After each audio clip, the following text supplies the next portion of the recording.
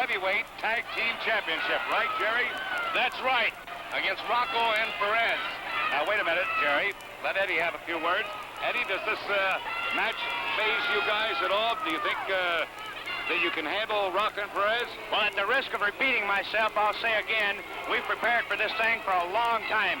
And like I said the other week, Puerto Rico and these places, they've never had the competition to produce world-beating athletes. They have never sent competitors to the Olympics, and they don't have the competition to produce really tough wrestlers.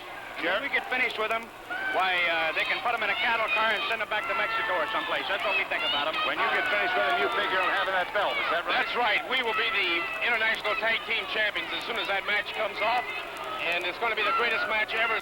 Okay, Jerry. Wait a minute. Now, one thing here I want to show you. Oh, yeah. Wait. The headlines have already been printed up by the New York Times, and I wish they'd get a close-up on this. They are. They're already printed, and this is going to be the Sunday morning sports edition. This in the Sunday paper. There it is, folks, so take a look at it.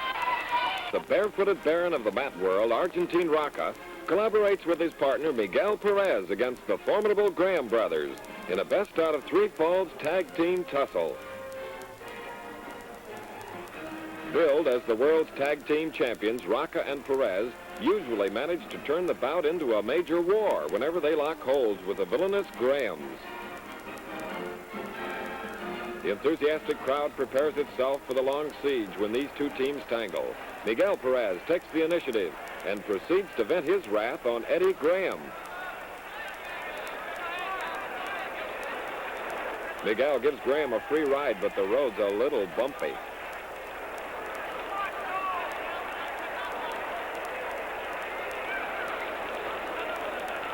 A rabid rooter offers some advice, but the Grahams would rather have a little help.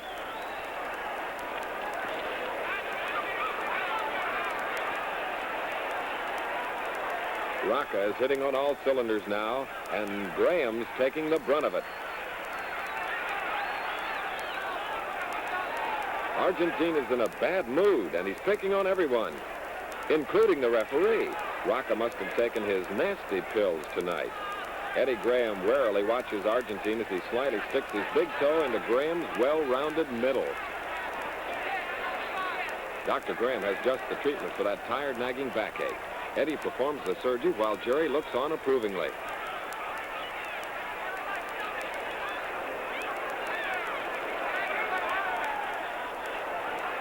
The operation is over and the patient is fine. In fact, Rocca has recovered so completely that he and Perez show their appreciation with a few love taps.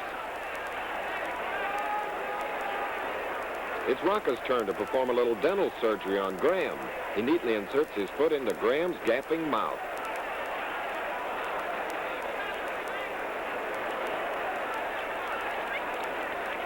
Argentine lifts the ponderous Graham on his shoulders, but the altitude is too high for Jerry.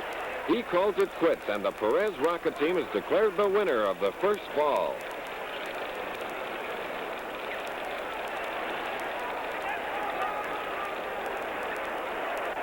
The Grahams managed to win the second fall, and they're back at it once more in the third and deciding fall. The brothers are finally launched into space, and the thoughtless Argentine throws Graham out of the ring before he can even get into his spacesuit. Argentine has his foot back in action again. Yes, back in Dr. Jerry Graham's sweet countenance. The doctor can't seem to give the right prescription for this treatment. In fact, the good doctor might be wise to leave his reigning rival alone for the present until it's safe for further diagnosis, Graham style.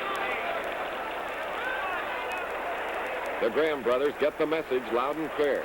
Rocca and Perez pound their heads like a couple of bongo players in a cha-cha band. The referee stops the slaughter just in time to prevent the Grahams from becoming human sacrifices. The Perez-Rocca team emerges triumphant over the despicable, abominable Graham brothers, but the villains still think they were wrong.